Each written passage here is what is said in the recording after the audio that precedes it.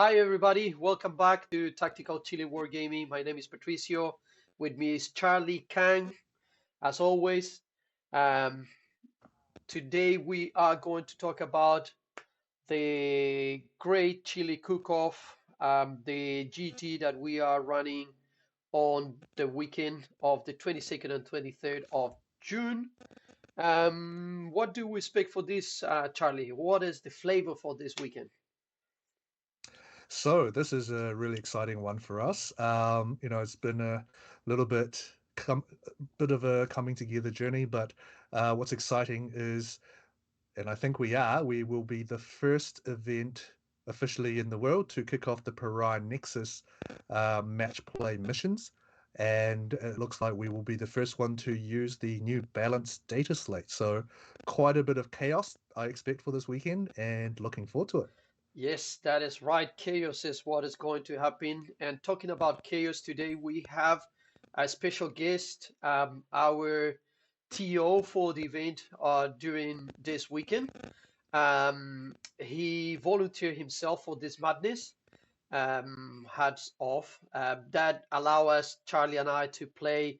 We are testing list and trying to run some shenanigans for the New Zealand, the NCTC tournament that is coming. When is that one? At the first weekend First weekend of of July? July. Yeah. Yeah, first weekend of So July. that will free us and will also give the opportunity to for him to practice or be a TO in a tournament like this one. So without further um previews and introductions, we have our guest. His name is Frankie, very known in the community here in New Zealand. He is a Chaos player, Chaos Demons for the and other stuff, but mainly Chaos. No, that's a lie. Orcus too. Let's give a welcome to Charlie. Sorry, Frank. Hi, Frankie. Buonasera. Buonasera. Welcome to the show, Frankie. How's it going? Hey, all good. Thank you for having me here. Pretty exciting. It's good to that you accept the invitation. It's not for everybody to be present and talk live, but yes. Um, what do you think about? Give me one second, Frankie. Why did you decided to that you wanted TO1 event, especially? Well, you did not know probably that this is going to be chaos at that stage, but yeah, you were very keen, especially with the first event. You raised your hand, you wanted to help. What is that behind? What's going on with you with that? Well, the thing is, I've been playing 40K for a while, and being a player is one thing, but I also like the idea of quote unquote running the show. But at the end of the day, the TO is there to make sure that everyone is having a good time. Everyone, is playing on the same terms, and I really like that. I like the idea of making sure that everyone is having a good time, and everything is going well. And I really wanted to have a go at it, especially just being able to sit from the back line and just watching the chaos unfold, especially in this scenario where we've allowed chaos to ensue with allowing the new Pariah Nexus mission pack to be used. So I just wanted to give it a shot, and I'm actually more excited about this than I would have been if I was playing, which is, I don't know if it's unusual or not, but it's also kind of an honor of being probably the first DO for this mission pack in the world, Yeah, and true. also to be the first guest here on the podcast. That is actually true. You are a first timer for both. But yeah, I think but the main purpose of this episode today is to talk about the rounds and the mission and the mission rules for the weekend.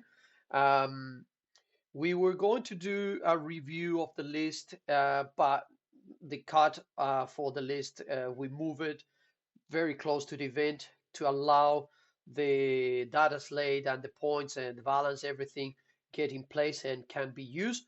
So we, Charlie, are we going to do a review of the list after the tournament? I remember clear. Yes, yes. So we'll do a post-event podcast Yep. session where we'll talk about what worked well, what are some interesting lists that we saw, talking to the players on the day. We'll try and get some feedback from the players around what they think about Pariah Nexus and why they took some of the design decisions when they bring their list.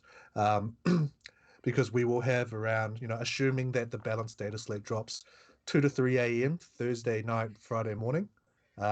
We will have, depending on work schedules and sleep, maybe 12 hours to create a list and get it submitted on Friday night. Yes, yeah. So that's it'll be really interesting to see what people bring. Yeah, that will be interesting. I guess the time frames are very short. We are doing this because we believe that the community, well, we asked, first of all, we asked our poll of our players. You, Charlie, did that job and was unanimous the decision that they wanted to play Pariah Nexus. Yeah, absolutely. Overwhelming support from our registered players at the time to switch from Leviathan to Pariah Nexus. Yep. I mean, everyone was getting a little bit tired of Leviathan, especially when we've been trying to get as much WTC format in, so using the standard tournament rounds, Chilling Reign, Take and Hold, and not playing any of the mission rules. I was actually thinking if we were to do a end of Leviathan type send-off tournament, if the mission cards weren't available, Yes. I would have selected some pretty interesting combos out of the mission cards to run for the event rather than just play Chilling Reign. Good old service calls for everybody. 5 rounds of service calls. Yeah, go baby, and just a little bit of tweaks there for the rest. Sounds good. Yeah. But yes, we are going to be the first event in New Zealand and probably in the world, as you mentioned, which is quite interesting, quite cool. I hope that we are picked in some other podcast or in some Goonhammer or something that talk about us. Will be cool. I really, really, really wish that. But there is a lot of events coming, or there's a lot of events happening in Auckland. I'm not going to say New Zealand only, but lately it's just been here. We have after our tournament, we have a second tournament with Pariah Nexus that is going to be a benefit for the New Zealand, the NCTC, sorry, the New Zealand team for WTC. So it's a fundraising event that is going to be happening on the last weekend of I believe it's on Matariki Day, yes, so it might be on the Friday, I think is. on the Friday. Yes, Yeah. that is in Whangarei. They still are a spot available, so if some people is keen, and I'm pretty sure they also moved the dates for the um, submission of list and all of that based on the situation. And the money goes for the support of the team that is going to represent New Zealand in Belgium. So yeah, if people can go, we will recommend you to go. Another good mention, I will say, it is the last event that was this weekend, the last event with Leviathan. That was a tournament run by ACG on the WinterCon. That sorry, is Winter Armageddon. Is that right? Winter Armageddon. Yeah. Wintergeddon. Oh, Yep, God, that's Winter right. Armageddon. This past weekend. Sorry, yes, it's like the Comic Con, but here in New Zealand, Armageddon. So Wintergeddon, And with no comics. yeah, with no comics. They have some, but apparently they lot of the other one, the cosplaying. But I think the tournament went quite well. There was a good number for being the last one because most of the people was just not even care about Leviathan, but they got around 22 players Yeah, that was probably, yeah, good to say goodbye to Leviathan, and now we are focusing in Pariah Nexus. Yeah, shout out to Luke Parriman who took out the event, with Yes, Stefan Bedford coming second and Sterling coming third. So well yes. done, lads. Well done. Good work for them. We will try also to bring, I guess, information about events, and we will try to talk with players if we find some of those lists are quite interesting to, give it a shout out, or maybe invite the players to talk about that list that they were using. I think that will be very beneficial. Um, Yeah. but yeah, well, today we are going to talk about our rounds. We are going to talk about a little bit of Pariah Nexus. Um, what do you think? What do we think about the new data slave? What we expect? We are not going to go in depth on that. Just a little bit of our impressions, because that, I guess, that is important. It's something that is going to affect the whole way that we play. We hope that they check the meta very well so we can get probably new things coming. And as I have said before and many times, hopefully they don't touch Thunderwolf Cavalry for now. What do you think about that, Frankie and Charlie? What do you think about and expect about the new Pariah Nexus and all these changes? You You go, go Frankie. first, Charlie. Oh, okay. Ooh. Um. Well, it's going to be very interesting because obviously, as people have already seen, the mission pack itself is giving us a focus on battle line units, and that will probably reflect on how armies are actually built, how lists are built, and might try to actually have a bit of, we won't say focus, but try to have a bit more battle line in the list to accommodate for some specific missions. Also, the fact that gambits are gone and we are now having secret missions, and they're much more doable, they're much more achievable than what gambits were. And not only are they actually good if someone is behind, they can actually be a valid strategy, and list building and also how the games are played could be played with specifically secret missions in mind instead of just being a last resort. Obviously, the points and that we're gonna get this week and the data's late are gonna be very influential depending what kind of changes happen, because it could completely shift the meta even if there's more changes. We're hoping that some armies that need some help, like AdMech, for example, like are actually going to get the help they need to actually become more Playable? middle of the road, at the very least, more playable and more fun to play. I guess Yeah. that's even the most important part. And perhaps fix some of the armies that are slightly overperforming on in the field, Thunderbolt Cavalry, and or Orcs.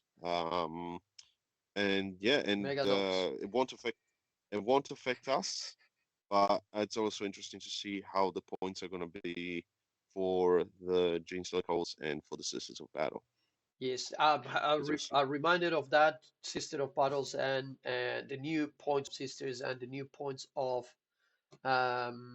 Gene Stealer Cold will not be. We are not going to be playing them at the cook-off, just because that is going to be too much, and yeah, that will impact. We guess that is going to be not very good for the tournament. We're already introducing two factors there, so yeah. What are your thoughts about that's the this, Charlie? Yeah, I think it's we've talked about it. It's like a mini edition launch, right? Where it kind of feels like the start of 10th, where we're going to an event and nobody really knows what's going to happen, and we're all trying to guess. So, Ranky, absolutely right. There's the emphasis on battle line. I think is going to highlight the differences between factions, especially the ones that have really good battle line and ones that don't. Yes. So if you compare something like vanilla Space Marines with, the one that everyone talks about as Chaos Knights, where the entire army is just really effective battle line. How are they going to play compared to armies that typically don't rely on battle line? You know, Pato, when you play Elder, Yes. you made the point that Elder battle line is expensive and don't do a whole lot, No. right? Even if there's rules that benefit battle line. Whereas a carnivore that gets to do a free heroic intervention, which is one of the mission rules, that just completely changes the gameplay because you're looking at effectively 8 free CP, assuming you do it from turn 2. Yeah. And that is huge for a Chaos Knights player. Yeah. That is true. I think the battle lines will, but some armies will maybe suffer a little bit, or they will not even care about it. Because to be fair with you, 400 points on my Eldaris, I just prefer to bring another unit of spiders for a little bit, Exactly. or make my unit of spiders, instead of be 30, 10 5-man squad, do it a 10. And they still move 24. It's not an advance, so they still can do actions. So yes, that's right. now, So you would just build your army without, factoring the battle line benefits, and it's just some armies will be super effective. Yeah. If we're, because there's a mission rule that is, if you are battle line, you can shoot and do actions. Yes, which is Again, massive. going back to the Chaos Knights example, Yes, Brigands, amazing. Getting into position, doing cleanse, and still shooting the enemy in the face. Fantastic, right? So definitely there's a lot of renewed interest in some of the Knights armies. Battle line heavy armies like Gene Stealer Cults in its current form is also really, really good. We'll have to see what happens when the new book comes out, because they do lose a significant amount of direct output. yes. And just, overall with the tweaks, my prediction is T-Suns, potentially Grey Knights, and Ironstorm get a little bit of a tweak. Orcs maybe get a bit of a slap. Necrons are definitely going to get another round of nerfs. And just for Patricio, I hope Elder gets nerfed again. Come on, mate. That will be the one, the number 10. How number 10 number every 10? single time. How many will you have Yep. support now, man? Come on. Suffer. Hey, it took several of them to bring you finally into line with the rest of the game. think So when we it's not hit like the they were number unfair. 7, they started affecting us. Then the last two. You're running out of units to pivot to. Yeah, basically. Yeah. But It'll be interesting to see how the lower end of the performing factions get retweaked. So if AdMech, I'm thinking if AdMech get a big enough boost, they'll come back out quite strong, because there's a lot of AdMech players out there that just haven't been playing, right? The yeah. representation is extremely It low. is one of it's really low. It's not one army that many people own, but also with the rules being so bad, it's pretty much zero. I think it's not many people own the current viable list, which is Yes. the Taraxi spam, the infantry spam with the transports and things like that, which is a viable list for the AdMech jail type list. Yes. But a lot of people own robots. A lot of people own Cataphrone destroyers. A Yes. lot of people own the other units that no one's running. The double plane AdMech list that we saw back in the 8th and 9th edition. Yes, I remember that. A lot of people run those lists, right? So yeah, I hate that. I that will don't be know, quite man. interesting. As someone who owns some AdMech, although I have never fielded them as of yet, I just want the Castellan robots and the Dune crawlers to actually be cool. Yeah, if you look at the Dune Crawler profile, 130 points for a 2-up save, 4-up and run body, that's T10 with 11 wins. It's actually quite good. All right, and I think it's actually an interesting change for the battle line, because as we were discussing, there is more of an emphasis on battle line, but it's not necessarily going to affect every faction the same, because while yes, every faction has their own battle line, not everyone is probably going to be willing to change a list to take them, because, for example, Thousand Suns or Death Guard are completely happy with this change, because they were taking their battle line units, rubrics and plague marines, because they were some of their better data sheets in their index or in the faction. Chaos Knights, as we mentioned before, brigands and carnivores just are completely benefit from all these changes. But then there are some other armies that are not particularly too keen to take them because they just have better options. So, like, obviously, we've talked about Sisters of Battle getting a new codex, and compared to a lot of the glow ups that a lot of their data sheets have received, especially starting from some really good data sheets to begin with from the index, they don't particularly care too much about taking regular battle sisters. Or, as you mentioned, Elder, although Elder have such good mobility and board control that they don't really need to worry about that anyway. I play demons a lot. It's probably my main faction, and while Plague Bearers and Bloodletters have been getting more play now after some points cuts, still we probably won't be seeing many demonettes anyway because they're just not what the army wants to have. And yeah, it's definitely going to benefit some armies more than others. And some armies will be almost unvaried in their list building, whereas other ones are probably going to have to start reviewing this a little bit. Yeah, that's So interesting. Frankie, hot take: 54 Nurglings and 60 pink horrors.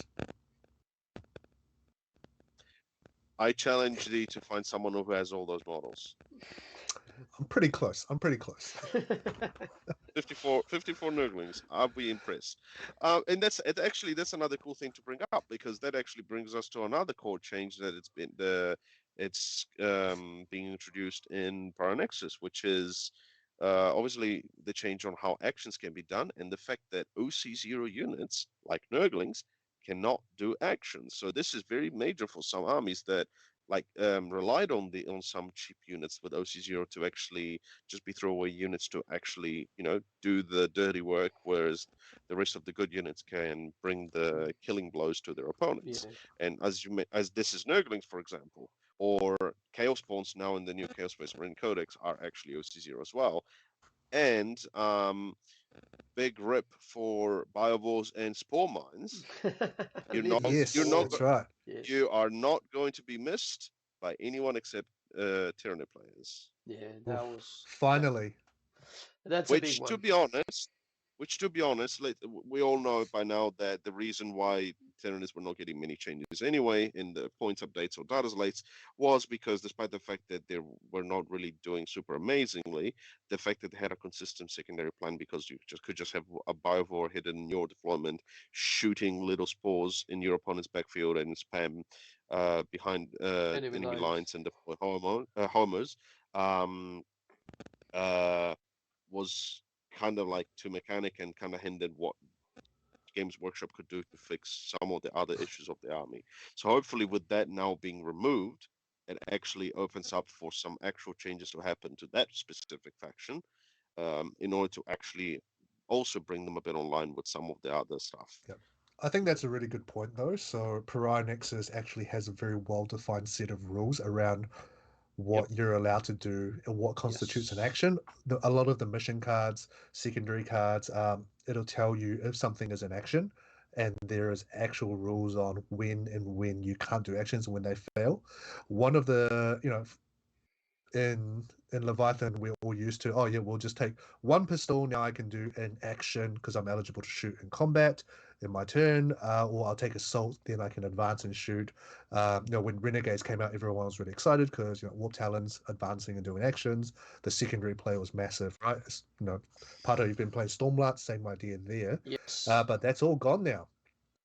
It is. So it is. You need to I adapt some of the list to yeah. be able to do some points there. That's actually major. So now you can't advance or fall back and do an action. OC0 can't do an action, like Frankie said. If you action, you can't shoot unless you're a Titanic character model, which is a very interesting change for knights. Yes. And you can't do it in combat, obviously, and you also cannot move. So a lot of the new, and this is something that I noticed was different with some of the secondary cards and the primary mission, is the actions finish at the end of your opponent's turn. Yes. So we've got or at the start of your at the start of your next turn. So a lot of actions now actually take a whole turn to finish, or battle round. which is really interesting because it fails if you reactive move. Yes, fails if you reactive move, and that Because it counts as taking a normal move. That's right. correct. So you can only do pole and consolidate moves when you're doing an action. Any other form of moving fails that action. Fails that action. You still don't fail the action if somebody charges you and you get in combat. You still that is still fine. You cannot charge, of course, but you can be charged. That will not interrupt the action because that used to be. I remember that was in 9th edition. That was a thing that the people tried to. The unit was doing an action and you try to charge him, so you interrupt the action. That is no. Oh no, I think it still worked. But generally, you take them off holding the point, so they can't do an action on the Yeah, point because true. they need to also control it. Yeah, Yeah. and that is a lot better defined as well now in the new secondaries. Yes. So I think there was a strategy for raise the banners high, where when you raise the banners, I think you completed the action in your next command phase, and the banners were raising those objectives for as long as you control them. So you're right. If someone charged you, and even if they didn't kill you, but they flipped the control of the objective to themselves, then your action would have automatically failed. yes, correct. Shall we go into round one Yes, missions? that's what I was going to say, guys. Yep. Well, let's go into the main part of this, that is talk about the missions. So, first round, we have the new deployment tipping point, fog of war, and we have terraform. So all of this are new. Um, we are going to get tipping point that is a very interesting deployment.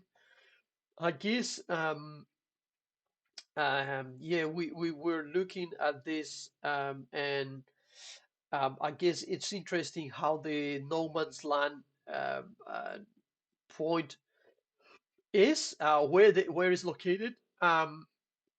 And I guess the center is it's very close for that corner on the big squares. Yeah, fog of war gives you the opportunity to do core stratagems. Sorry, you cannot do core stratagems, and everybody counts to have cover. Um, the only core strategy that you can do is the new orders. That is for everybody. And terraform, we have here the first actions. The first action for the primary missions.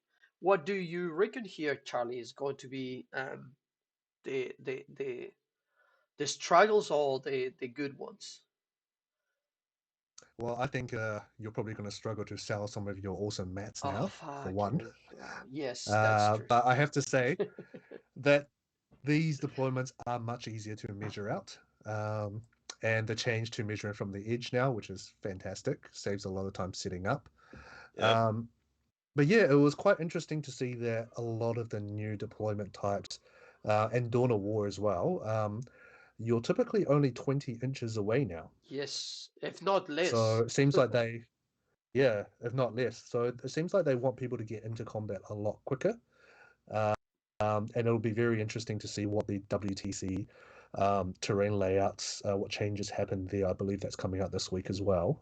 How they adjust the tables for some of the new deployments, because this one is almost like halfway between Crucible and Hammer and Anvil, right? So yes, it is. the that natural expansion, like down the bottom left there. If you have a fast moving unit, you take that as actually quite a bit of a distance for your opponent to get to as well. But if you're both in the middle, 20 inches away, your Thunder Wolf cavalry easily move 19 inches if you have some CP. Yep. Carnivores move 14. There's a whole lot of things in the game that advance in charge and have effective ranges of about 20 inches, right? So, World Eaters, Or it is. 6-man Yes. Exalted 8-bound right in that corner there if there's some cover. Yeah, roll the dice to go first, I guess. It's some really, really interesting, I think, combat strategies that will come out, because there's only really a couple of maps that might be 24 inches apart now. So Hammer and Anvil, 24 inches. Yes, Hammer and Anvil still Mhm. 24 inches. And That might be it. Crucible? It's Crucible of Battle is still 20 That's inches, still the 24. diagonal one. Yeah, that's still 24. Okay, Yeah. yeah. But yeah, because we always play with the assumption that apart from Search and Destroy, everything else is more or less 24 inches away. That has to get revised now, which is really interesting. Fog of War, we kind of picked that as our Chilling Rain replacement. In hindsight, Raised Banners would have been the Chilling Rain replacement because that had the least rules interactions. This one is actually quite interesting. If you actually get in to combat turn 1, for example, you can't tank shock, you can't interrupt, No. which is really interesting. So if World Eaters actually run at you turn 1, you're kind of screwed. Yeah, and you cannot Overwatch neither. You can't Overwatch either because that's a core stratagem. Yes. So it's actually only new orders. Only new orders, no CP reroll. So if Patricia rolls a 1 for his Thunder Wolf advance and then rolls a 1, double ones to charge, Yes. there is no way he can change Or that. just need to call unless he the White pops. War and just Yeah, automatically the reroll. Logan Grimness Doggy War, Yeah. right? Which is actually kind of interesting as well because like effectively also all those units that give you the free CP strats, like you won't be able to use any of those as well. Like I mean, I guess it's interesting because it seems to be trying to stop the turn 1 alpha strikes from shooting armies, but it in a way hinders as well melee armies as well. They want to get in your face turn 1 because obviously if you roll a bad charge, there's nothing you can do about it unless you have some sort of inbuilt rerolls. Oh, because carnivores don't care.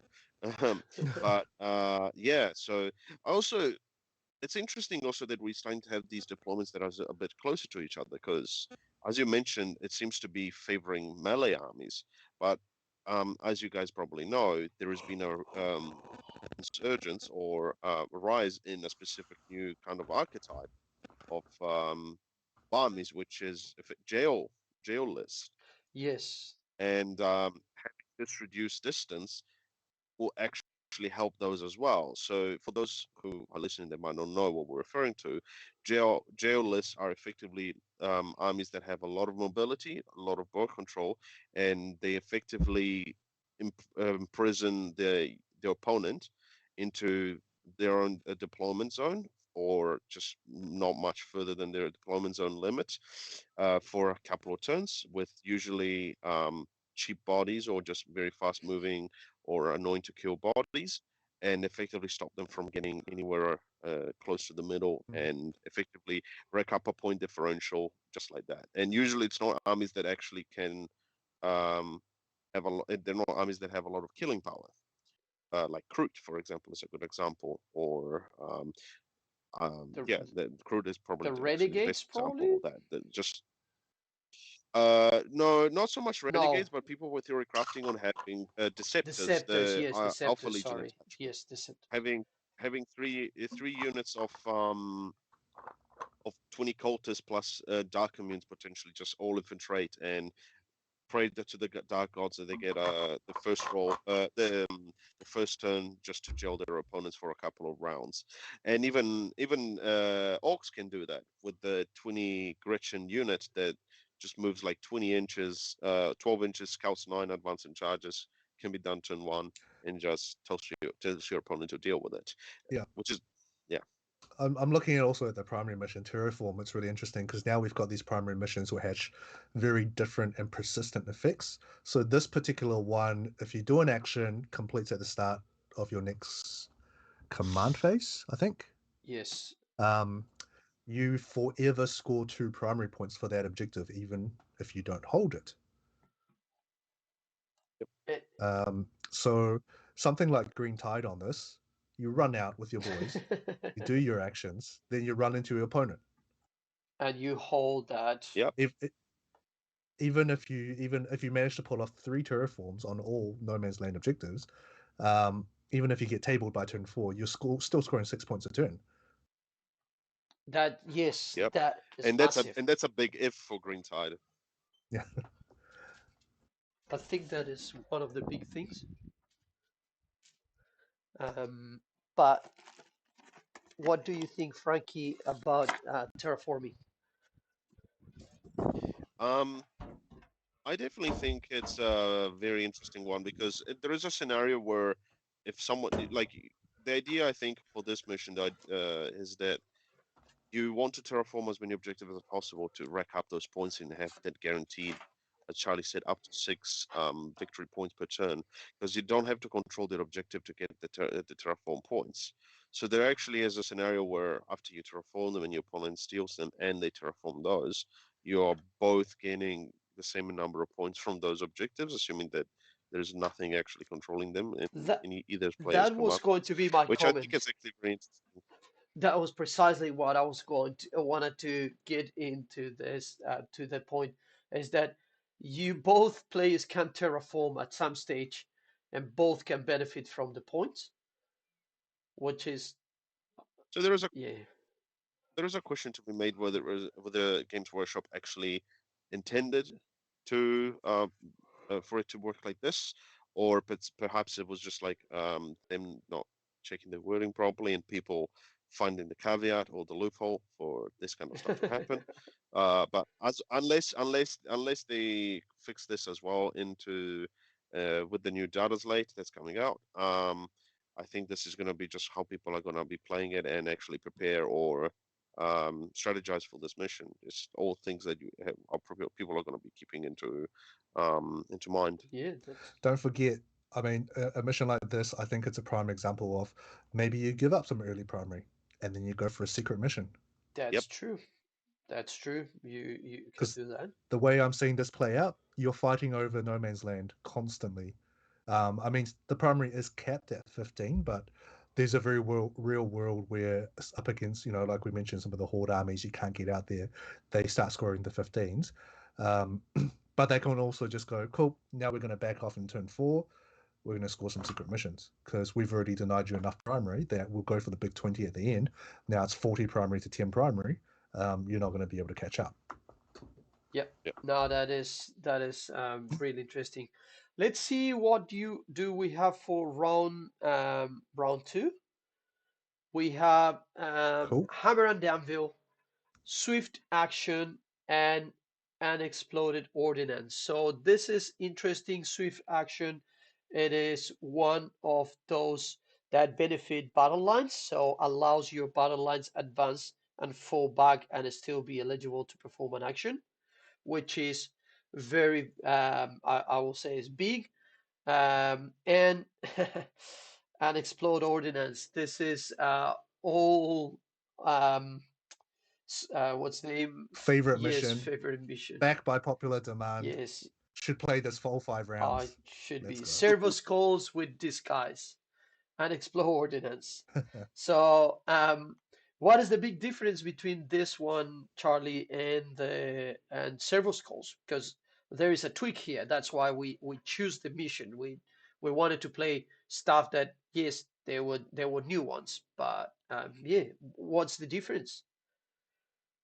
Look, it's very interesting. So servo skulls, typically you move the objective at the end of every turn, and both players were allowed to do so as long as they controlled the objective. For example, when I had my game with Frankie at Harborside last year, is that last year, Frank, or earlier in the year? Oh, it was earlier this year. Earlier this year. Feels ages ago. Feels like it was ages ago. I was quite conservative. I went first. I moved out. I was playing World Eater, so I scouted and moved out my 2 units of 3/8 Brown and a Lord of Skulls, and I moved the objectives up very, very slightly. So there was no way Frankie, having deployed quite defensively, he was going to be able to come and hold or contest those objectives to move it back in his turn. So what I ended up doing is by the end of my turn 2, I had moved that objective 3 times. And I think I had 2 objectives in your deployment zone scoring 16 plus primary on turn 2, which this has now fixed because the way to move the objective is an action now. So not only is it only in your own turn, you can't do it in your opponent's turn. Correct. It's also sacrificing a unit. So now you're talking about action economy. So previously you can put a unit out onto an objective, shoot, charge, do all sorts of things, but as long as you control that objective, you could move it. There wasn't an extra requirement or an extra cost to doing that. Correct. Now you have to decide whether you want to have that unit do nothing for the turn, just to push this objective forward. So that is quite a big change. That is actually big turns. It is complete at the end of your turn, which this is one of those that actually you started in your turn and ends in your turn, which makes sense, I guess, that otherwise that you will probably never will be able to move an objective. But yes, it's slower to move it around. Interesting enough, also depending on the terrain layout, you will need to kick this objective a little bit. It cannot be a straight in line because the objective cannot live in the middle of a terrain feature. Yes, can be in the base, but Or impassable yes, terrain, impassable like terrain. a wall or something like Correct. that. Yeah. So that will potentially will be another thing that will impact that. And it's quite was very lucky that we got that advance and fallback action. So you still can rush a little bit an army, move there, try to, especially if you go first, try to move your objectives and hide if it's possible. Will be. I'm really keen to see how that how that mission it goes on the day.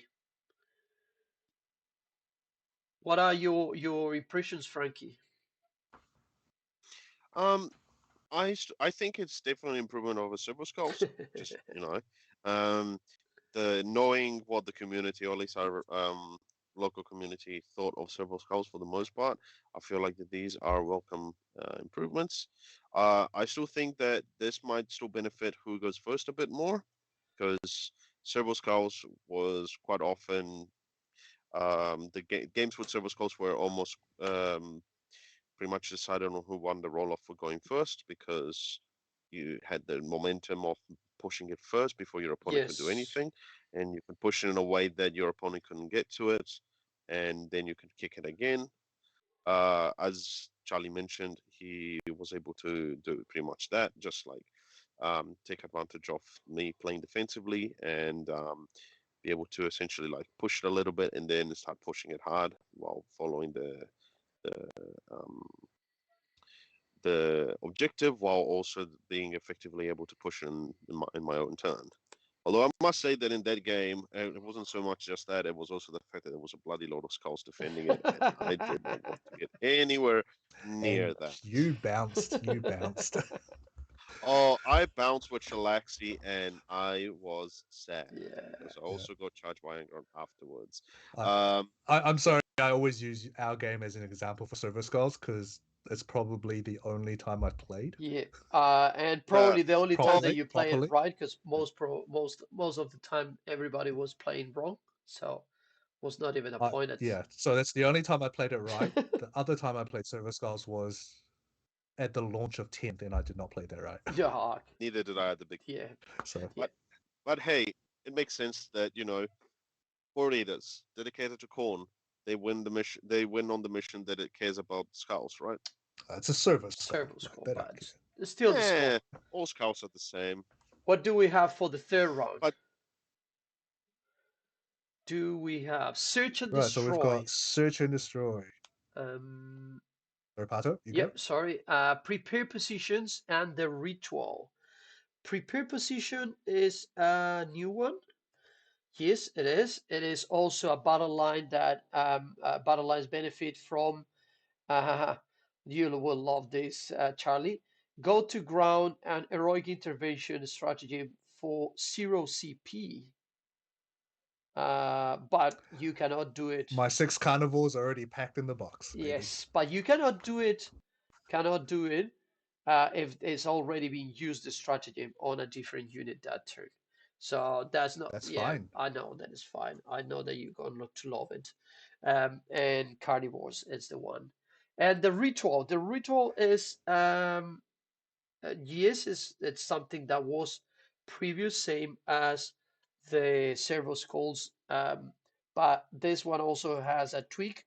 Um, what you can tell us about that tweak, Charlie? So previously on the ritual, you could create the objective. This is to spawn your own objective one, Yes. right? And you would create it 9 inches away from any other objective on the table. Including So your on home objective. including the home objective in your deployment zone. Yes. So on maps like Crucible, there's a couple of spots where you can basically do turn one objective spawn very safely behind a wall. There's a couple of WTC missions where there's a very convenient ruin where you can hide a small unit of Nurglings, for example, Yes. and just spawn stuff, and then hold it from behind with something else. Obviously, Nurglings being OC0, but you could get around you could basically spawn objectives and chain spawn all the way to the table's edge quite safely while the rest of your army goes out. Now that's changed a bit. Now you're spawning 12 inches away from only no man's land objectives. So you can't spawn off your home anymore, and that changes a few things. That makes you to go into. You need to go to the no man's land. You need to move you from the comfort zone, I guess, and that shelter and get into position. What are your thoughts, Frankie? I have a couple of thoughts about this. So before it was 9 inches away from any objective. So what that allowed is you can just measure 9 inches from your home, as Charlie was saying, and you can effectively start spawning objectives just outside of your deployment zone and effectively played a very cagey and a very low risk game. And so there was actually a mission where it tended to not have as many point differentials for primaries because people could just spawn them close to themselves to their deployment zones and not having to expose themselves to fight in the middle because you chose where the middle was effectively. This sure says that we can only do it from the middle, but is increased from 9 inches distance to 12 inches. 12-inch distance, and effectively that still means that you can still spawn your objectives relatively close to your deployment. I think is there a rider that you still have to be X inches away from each other objective though? Yeah, still 6 inches away minimum. So it's just 10 inches. So you can still have them quite hard enough. And I would still like to point out that I don't think they fixed the issue where you can actually spawn an objective right on the edge of the battlefield. Yep, that still happens. I've done that before. Yep. So you can actually have an objective that doesn't have a full 3-inch radius around it of actually being able to hold the objective. So funny story about that. I played that in Belgium against the Belgium team, funny enough. And we were playing, I spawned the objective. It was the Crucible. So I spawned it right at the bottom edge, basically on the edge of the table edge and my deployment zone.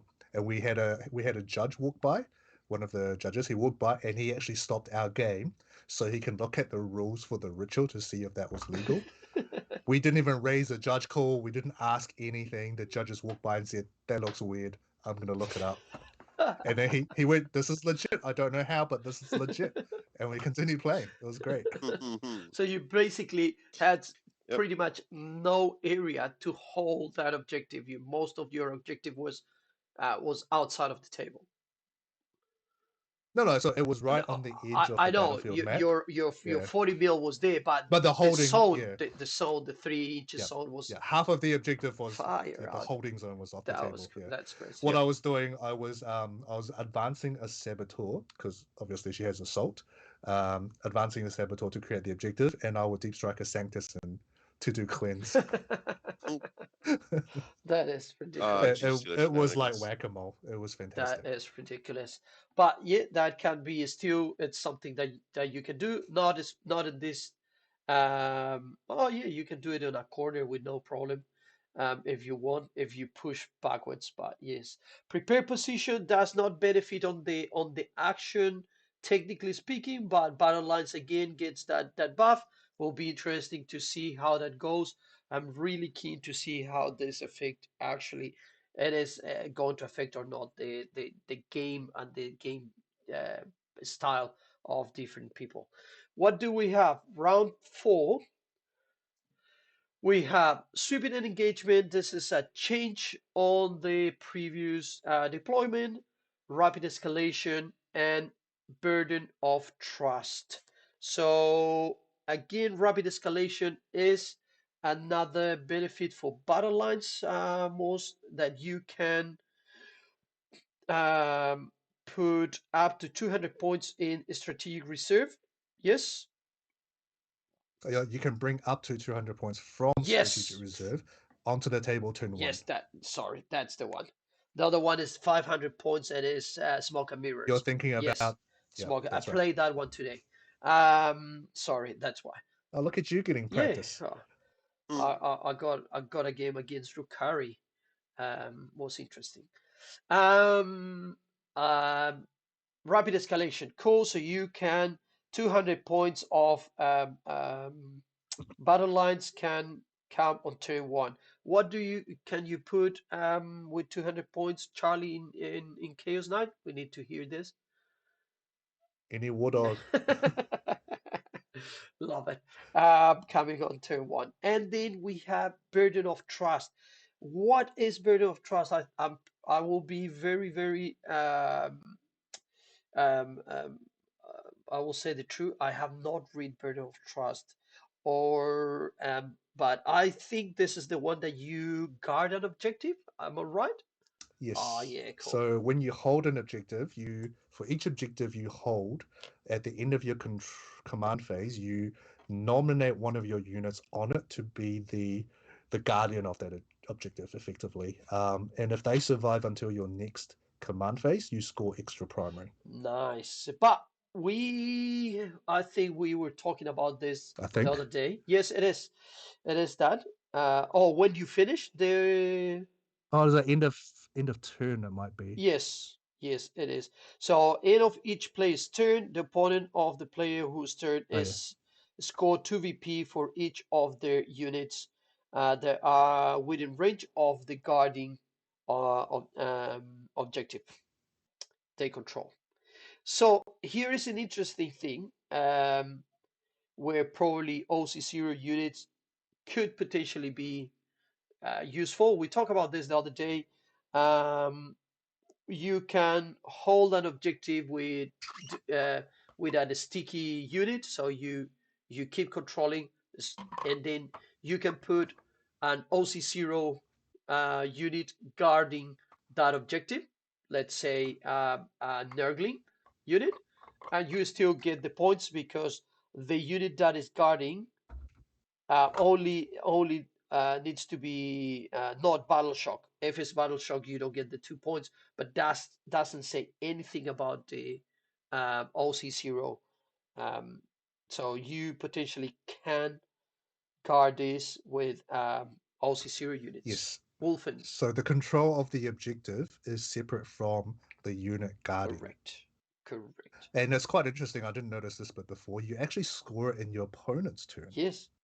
Before you score your own primary. So it's an out of phase primary scoring function. Cool. But you do have to set up for it, which is really interesting because the unit basically can't move because you have to declare the guarding unit in your command phase.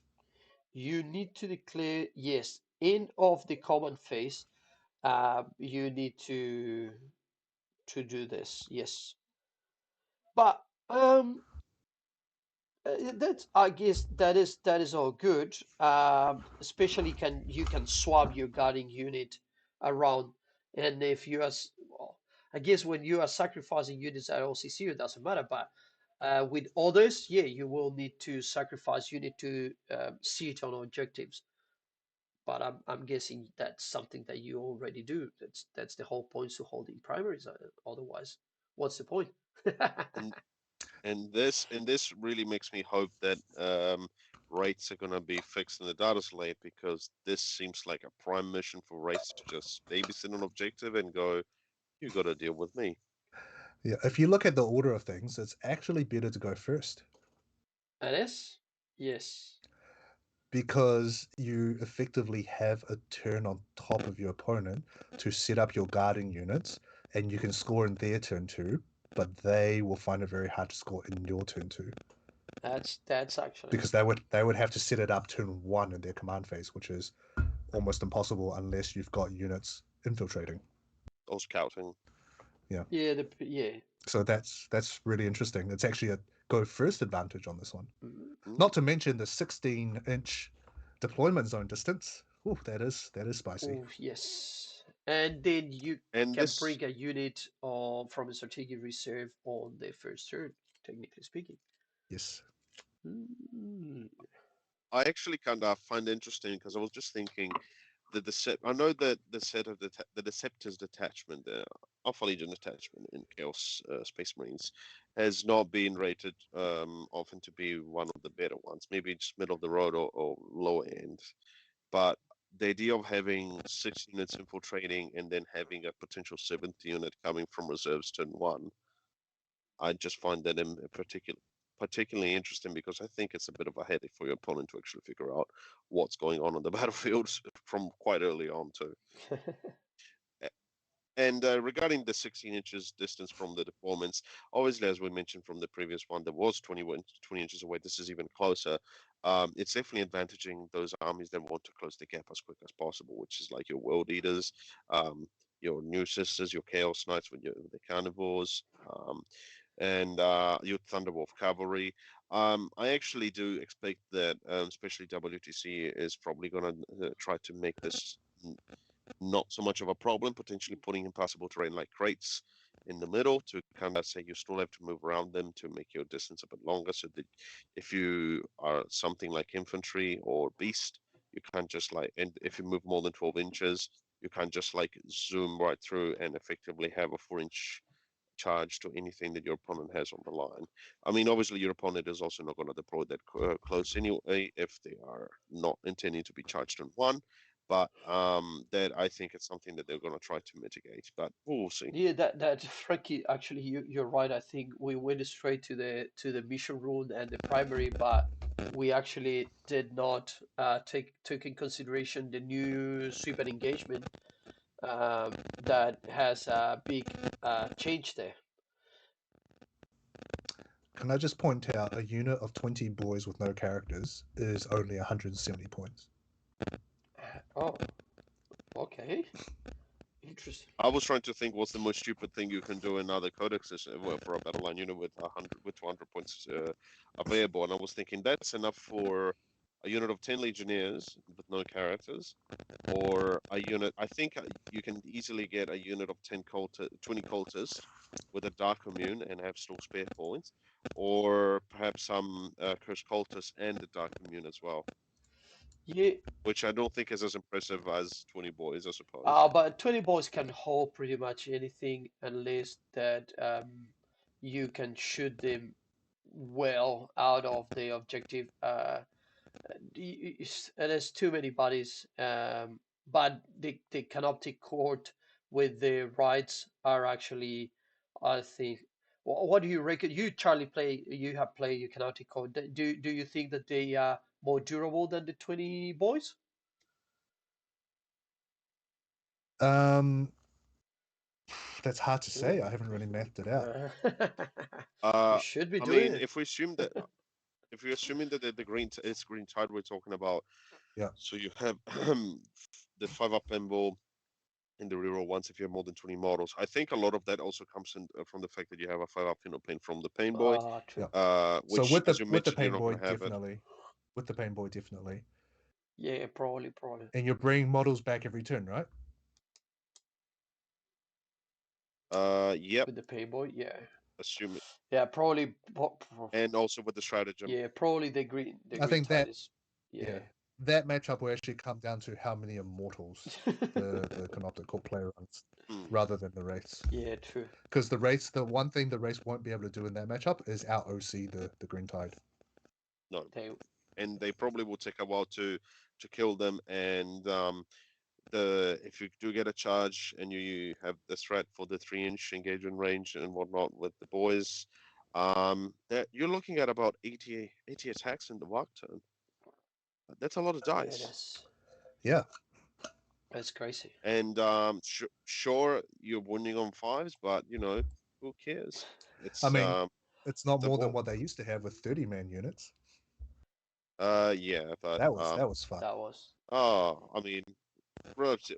I think that's relative. Yeah, relative. If I personally wouldn't have fun moving units of 30 models. I Yeah. like my big monsters and Oh, vehicles. dude, I remember I play when big blobs of immortal or big blobs of warriors were a thing, and and they bring it back forever and forever. I remember that I play a team event, and I got pretty much 3 rounds of Necrons in a row. Was Dude, that was really really painful. Um, but yeah, happy I days think today. I think the closest thing I've ever done to that was in ninth edition with the Terminus Est. I think it was Army of Renown. It might have just been Yes. a specific detachment, and where you couldn't take Mortarion or any vehicles. All you could do was take infantry, and I think I had all the Terminators that I owned on the table, all the Plague Marines I owned, and probably something like 100 Plague Bearers. I played it Poxwalkers. once. Sorry, Poxwalkers. Poxwalkers. I I played it once, and I was like, cool. I can say I've done it. Never again. That was the Typhus detachment. That was Yes, fun. that was. That is correct. Have you played it? I looked at playing it, and then Oh, I okay. decided not to.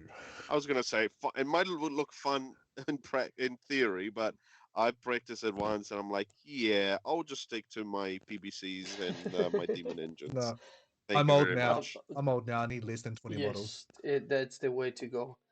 Um, So custodies. last Don't last even. battle round, fifth round it is. Crucible of Battle. That is an oldie. Smoke and Mirrors new mission, and Linchpin is the primary mission. So Smoke and Mirrors is 500 points in this case for Strike Force that you can put in a strategic reserve, and this is after the deployment. So you deploy all your army, and you can put up to 500 points into the reserves. It's just one unit, but it's very very good, very powerful. And then Linchpin is the primary mission. What is this one, Charlie? What is Linchpin? So, Pato, just to confirm, Yes. the redeploying of the unit into reserves, that is before roll off, before deciding who goes first, right? So it's after both players have deployed their armies, straight with starting with the attacker. Yes, it is. Yeah, so it's before the roll Yes, it's off. Yep. before Okay. the Yeah. I was roll. going to say otherwise that would be quite interesting. Yes, now it's before the roll off. So that is, I guess, starting with the attacker. So it is balance, I guess. No benefit here. See if you go first or Yep. not. You just need to, Yep. yeah, depending on your deployment probably. Yep. I actually, But I mean, sorry, I actually like this because, for example, you can use something to lure your enemy to get, more defensive or whatever, and then you can just pick that unit and put it away. So yeah, I quite like it. I really like the smoke and yeah. mirrors. Or if your opponent go, okay, they're never going to leave that there, like Gaunt's Ghost in the middle of no man's land or something like that. They go, we're not going to respond to it. Then you just, cool, I'm just going to leave it there. Correct. That that Mm. that is actually very very interesting. Could be potentially good for some tricks there. But linchpin, what is linchpin? Or Pato bringing in Thunderwolves turn one with an enhancement. I Just throwing it just out didn't there. want it. They wanted to say it so people don't remember it. PSA, Yeah. PSA.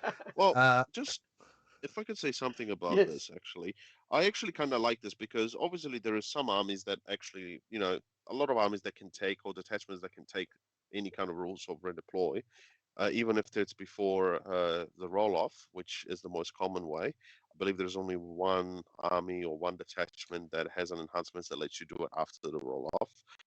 I actually think it's kind of cool because I think it actually gives every army in this mission a chance of being able to pull that kind of trick, which I think is kind of cool because I think it also benefits some armies that might have issues in their movement. And you can always do it that you can deploy something aggressive, and then you can just decide, oh, cool, now that I've seen the deployment, I'm going to actually take these out. or decide that you want to have them somewhere else entirely, and you can keep them reserves and then rapid ingress them or have them come from reserves later on. And I think it makes armies that didn't have access to this a bit more flexible. And on the other hand, though, it makes the armies that already had access to this, like Chinchilla Corps, that could do it on 3 units, have it on a 4th unit, and that can be a pretty big unit with a hefty point of up to 500 points, can make those armies even more sneaky and more tricksy. So I think it's going to be very interesting to see how this plays up. Obviously, I don't think people are going to build a list just based on around this one mission, but I'll do a null deploy with Custodes. You watch me.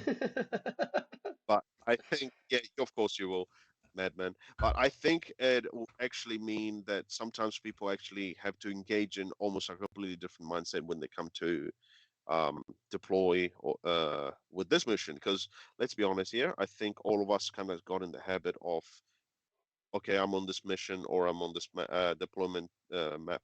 I'm gonna deploy things this way in case I get the secondary. If I'm playing tactical, that's secondary, or in case my opponent wants to do this, so to protect myself from my opponent doing that.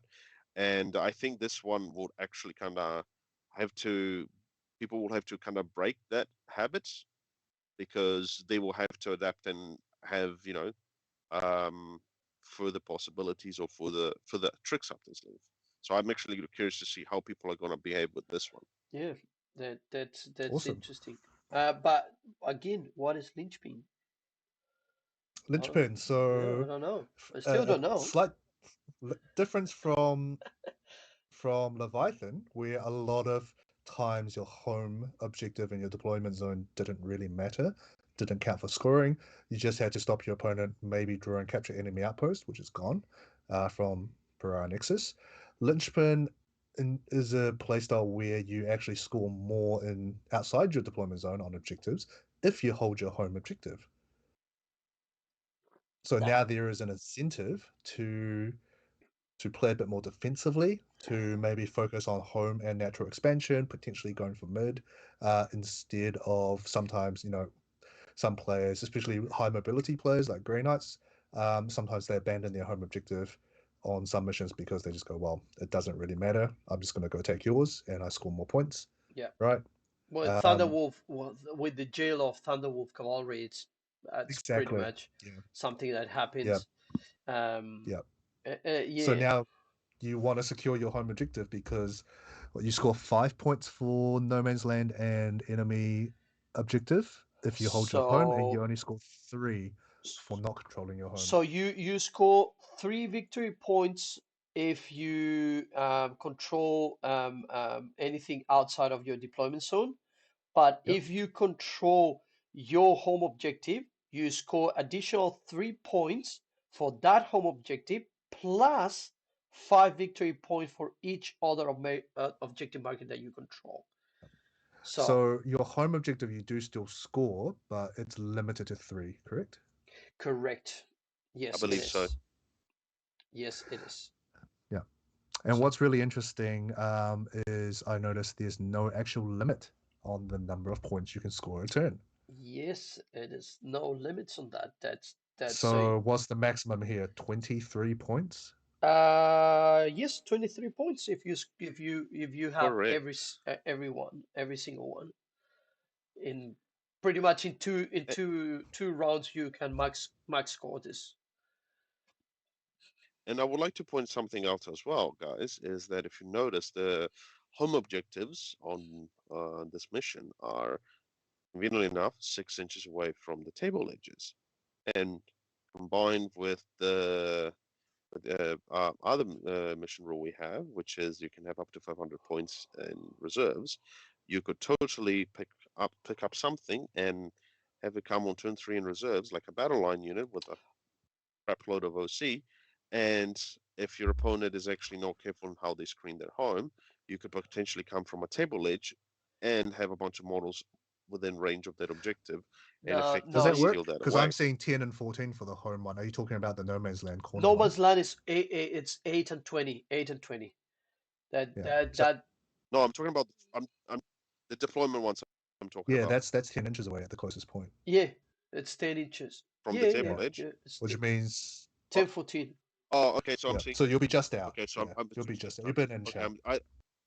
I must be thinking of a different mission where you Yeah, could have done that. Maybe it was the But those previous no ones. man's lands you But could absolutely, because 6 inches yeah. up would get you an inch inside the objective control area. 100%. Yes, Yeah. yes.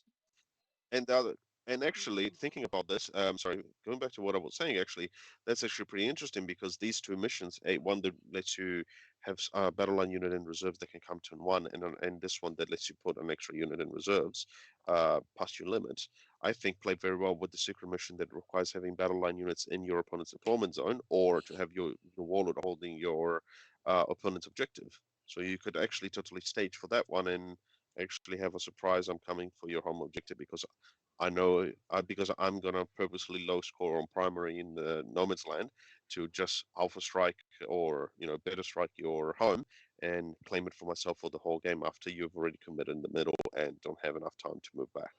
Yeah, it's actually So that's why you bring infiltrators to get that 12 inches bubble. yeah, but like let's be honest, not very few armies Yes, actually I have access know, apart and from it's very Lithuanians to annoying that kind of unit. that only. GSE have a Oh, it's very character. annoying. We have a character. Yep. And as a demons player, I hate both of those things. I can imagine. I can imagine. I really, yeah, really like them now that I'm using it. I really hate them when I was playing against. So yeah, it's interesting. Even with the new um, missions, I have been thinking about to go to infiltrator squads and just see the world burn. But I think I will stick to what I'm running.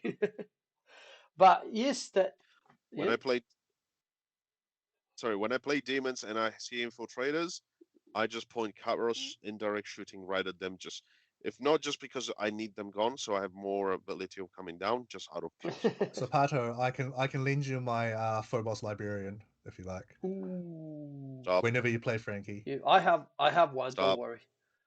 I have one. Or Let's do it. yeah, please yeah. stop. My father's librarian will be doing fantastic.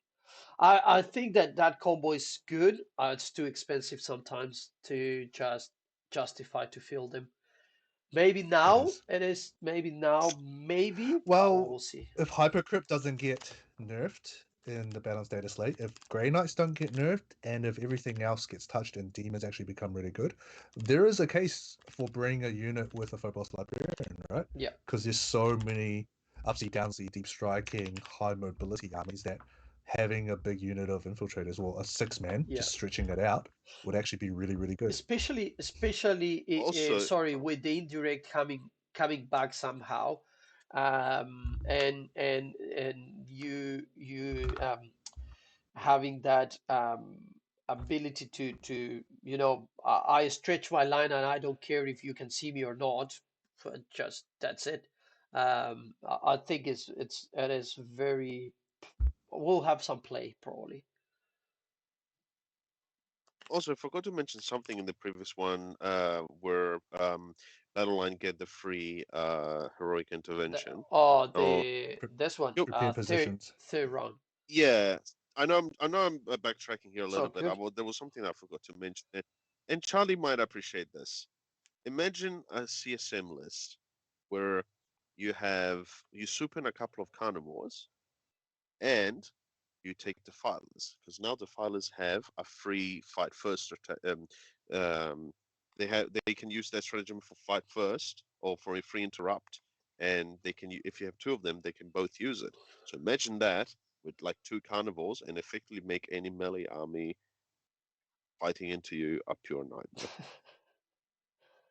Don't say it's good.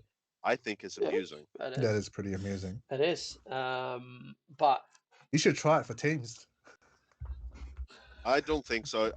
I've been banned. I've been banned from bringing up even defilers and Lord of Skulls to any list building for teams. I still believe that in Soulforge, Lord of Skulls are actually not bad, but alas, I'm in the minority in my team, I support thinking you, that Frankie. Yes, you yeah, need to but you're play not in my that. team, so it doesn't mean You much. need to pay back that.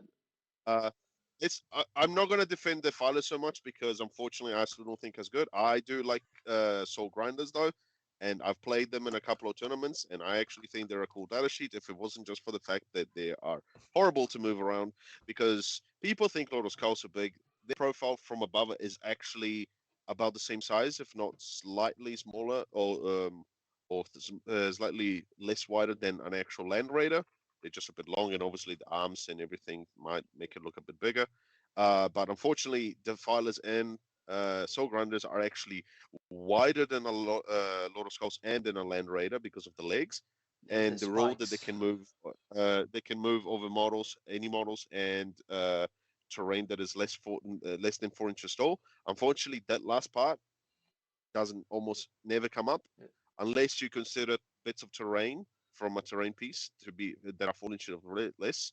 And usually that's what people tend to agree on is like, oh, that bit is less than 4 inches, so you can move through that just fine. But there's not actually any pieces of terrain, at least on WTC terrain that I'm aware of, that are less than 4 inches tall. So that rule never comes up. So So there's still a number to move around even without a here's a base. thought: Yes. defilers don't have bases, right? In 40k, Correct. what's stopping you from making all the legs straight and just have like a daddy long legs type defiler walking around? I suppose they could be considered modeling for advantage, though. Is it though? Is it? Well, I mean, to be honest, like if assuming that you could do that, they would yes. And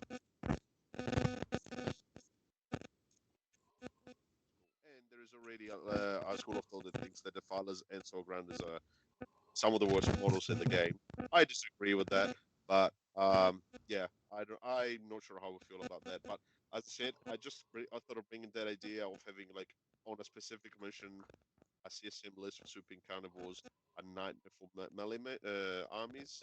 I just find that very amusing. I do find that talking through, we're saying, oh, something would work really well with this particular mission rule and this primary combination.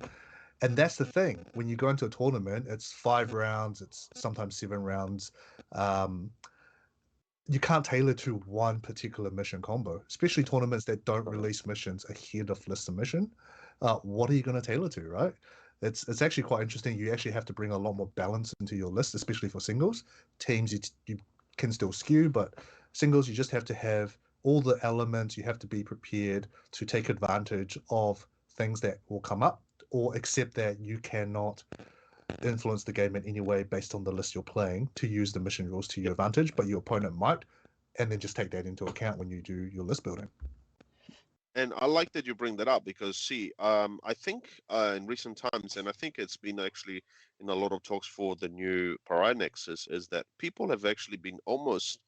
So for a longest time, people have been taking as the sort of like golden standard Space Marines and what Space Marines can do, and then kind of based what an army can do, or a faction can do, or a list can do, based on how can Space Marines do this, right? Or how do you or more classically, how do you deal with against classic intercessor bodies? But I've noticed that for a lot of ninth edition and for 10th edition and for the new Pariah Nexus, people are starting to take Eldar as the golden standard because this edition is a lot more about mobility and positioning and board control, which Eldar is probably the prime example of an army that excels at that. Sure, they might lack from the durability point of view, and I think that sometimes can be a bit arguable. But I actually find very interesting because going back to what Pato said, that because there is such a focus on battle line, he doesn't necessarily want to take the battle line because an Elder is not good. But Elder doesn't even need that because it makes up for it for the whole army moving a crap ton and be able to effectively just, as we know, reliably get max secondaries but obviously struggling to keep primaries because of their poor durability. But because of the secret missions, Eldar will probably have a boost, I think, because they completely have the ability to adapt to whichever secret mission and potentially even bumbles your opponent to thinking that, for example, you just want to take like a battle line unit behind their deployment and then score the secret mission like that. But then maybe what you're going to do is actually zoom your warlord onto the deployment and control their objective. And I think Eldar is actually, despite the fact that it's what, a 46% win ratio at the moment, finally, I think Eldar is going to actually have a resurgence, especially because they, just as they could adapt easily for any tactical mission they drew, they can adapt very easily to a secret mission when they lag behind on primary, which tends to, as far as I'm aware, to be the case. And I think that's actually going to be the case for a lot of armies. If you have a lot of mobility, a lot of redeploys, like something like Grey Knights or Demons, or even just Colts with the blips, and be able to come back and whatnot, and you can put a blip where you are and set, like maybe throw away a unit that is not where you want it to be, and obviously assuming you get the 5 up for it to come back as a blip, actually just do that on purpose to have it come where you want it for maybe a secret mission. That could be the case. We will see what new data slate. The points are also going to be important to see if some other new units or the old units get any play. I was just going to mention, Frankie, with the WTC back, just coming back to the defiler. Yes, in WTC there is no terrain that has 4 inches, but remember there is some comments that talk about that you count those edges of the small terrain as they were up to 4 inches, so that could potentially needs to you could review that. Just saying, there's maybe So something. saying that there, so that, are you saying that is WTC saying that if some of the parts of the terrain are over 4 inches tall, then any part of the terrain is No, considered no, to be no. that high as There well? is you if you read the terrain pack, there at the beginning they mention the small L's. They have a Mm-hmm. one half of the side is two two stories. That you can Mm-hmm. see the building. The first floor is blocked. The second one they have the windows, but then they go down and they have one side is just one Little bit. one level. I'm pretty sure they rule that all those areas counts it to be less than 4 for the fact Yep. of the Titanic can pass over with ignoring that. Through that, So yeah, that's what I was referring to. That there are some bits of terrain that kind of like are all supposed to be damaged, and they kind of like go down a little bit, and that's what I was referring to. That there are some bits that are actually physically for less than four yes, inches tall, and then you can they drop those rule bits. what I'm saying here that they rule that that section, that part, that section that even is not less than 4 inches. It's still 4 inches. You can double check that. Everybody can double check, but I'm pretty sure that I'm Okay. right with that because in the last team we had two knight players, and one of them was bringing a big knight, and he was complaining that some of the terrains were going to be very complicated for him. When I mentioned that, he went to look. It's like, oh, damn, I did not realize, and that helped him a lot. But yeah, we'll see how it goes.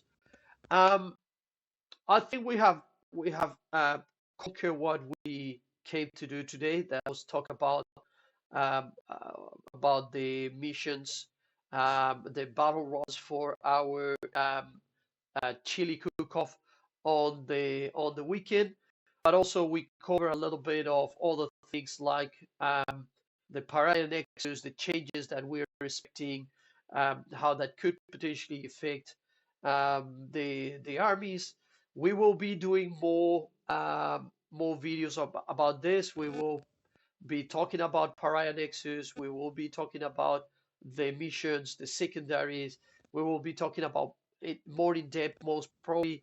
But we don't want to get in too much detail today. Maybe we went too deep, but that is what it is. It is what I think we did very well today. Um, Big thank you. I need to mention a couple of things. One, the event that we are doing during the weekend is being held at Spellbound, a hobby store here in Pakuranga area. We are very happy with Spellbound that is let us use this space and trusting us to run these events. We have our sponsors, Park and Hobbies, with the base painting, and we have Holy Cow miniatures that is our friendly commission painter that is also going to be one of our sponsors on the day. So big thank you to all of them to keep working with us. Thank you for I believe it's trusting us and be part of this project. Um, Thank you, Frankie, for joining today.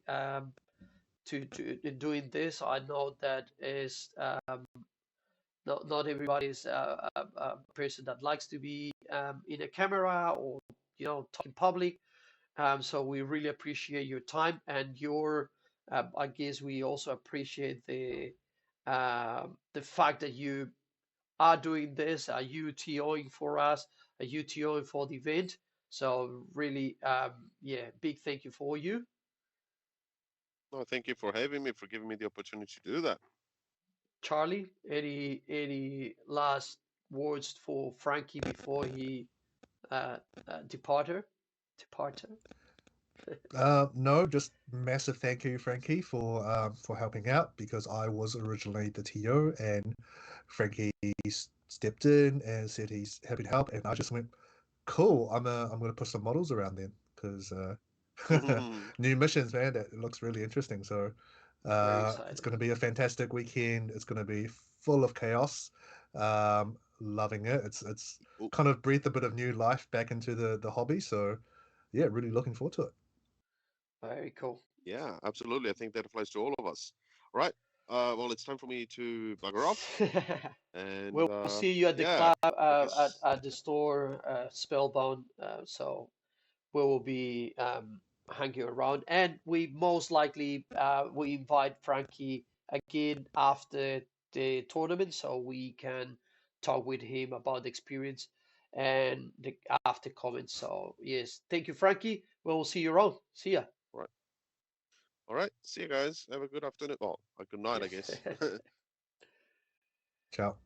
Yeah, good, Charlie. All right. I think That this was was really good. yeah, Good, yeah, great yeah. chat as usual. Yes. Guess before we close off, I'd like to just rehash a little bit upcoming tournaments that we're across. Um, Marawariki on the Friday up in Whangarei. We've got the Team New Zealand fundraiser event, 1 day, 3 rounds. Go and support the Team New Zealand lads. Have a great time playing all of the new rules. So first tournament that's going to run both codexes, balanced data slate plus the Pariah Nexus missions. Given that one, it's going to be a fantastic event. It's very sad I can't make it that weekend. Um, and then afterwards, we have the New Zealand Team Championships, the 6th and 7th of July, I believe, are the dates. That's going to be a fantastic event, and a bunch of us are looking forward to it. Lots of scheming with the new changes. For the people that can't make the 2 day weekend, there's also a 1 day held at Hobby Master, I believe, up in Auckland. So reach out to the store if you're keen in a little 1 day event. Well, that's good. A lot of information, Charlie. Thank you for that, because that is really important. We will be talking about events. We will be talking about all the tournaments. We will try to go there, or at least try to interview some of the players, especially those interesting, off meta or new list or stuff that we believe that will be beneficial for you. So we are going to be doing that for you guys. We will try to do also a couple of battle reports at some stage, especially trying to feel how the new flavors feel, the new points, the new comics maybe. So yes, thank you. If you stay up to this point, we really appreciate you to listen to us. We are just two simple lads trying to get into this of podcasting, I don't know, streaming. I think I have mentioned this, Charlie, but I'm going to say it again. We will be trying to do this live at some stage when we feel more comfortable and all our setups works. You can see that sometimes we keep on going, but we will try to do it live so people can actually comment. We can hear what the people can want to say, and make it more interactive for all the people that will be listening to us. Yeah.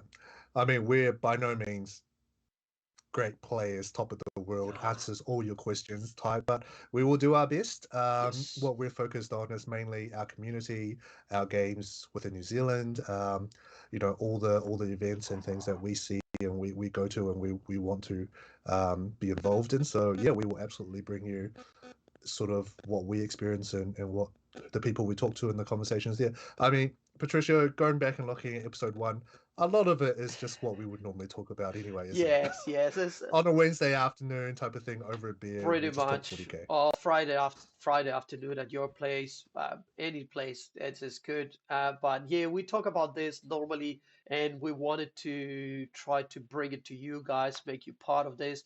What Charlie says is it's right. We are not we are not top players. We like competitive. That is why we keep playing 40k, and war games in general. But we will like, the whole point of this is to share what we think, and try to make the community, you know, make the community bigger, make it more aware of what is out there, about events, what you can expect. So yeah, that is really cool.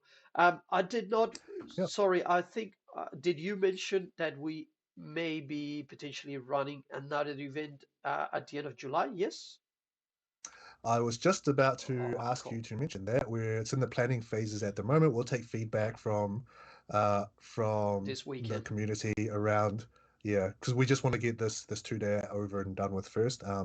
Make sure everything is you know done properly and that we have a blast for our players. And then after that, we'll probably start looking at planning one, if not the end of July, potentially early August. If that Yes. happens, Patricio, good luck because Yes. I'm not going to be around. You will be in So you're Belgium. going to have to take care of everything. I will Yes. be, yes. Yeah, we will see. I'm pretty sure we end of July. I was looking at the dates. This looks like it is a spot there the last weekend.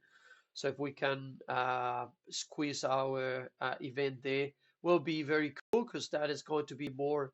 One day will be just more relaxed to, you know. One day, 16 players, you know, Yes, yeah, it will be after yeah. the New Zealand teams. Maybe if there is the community ask for doing a still with WTC and try to help, that will help the team that goes to New Zealand to do something there. We may do it.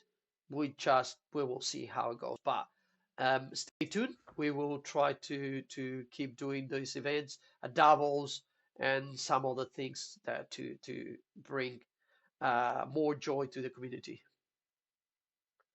Awesome. Cool. Well, thank you everybody, I think and that's pretty much it. yes, we will see you in the next episode. See you later. Adios. Bye.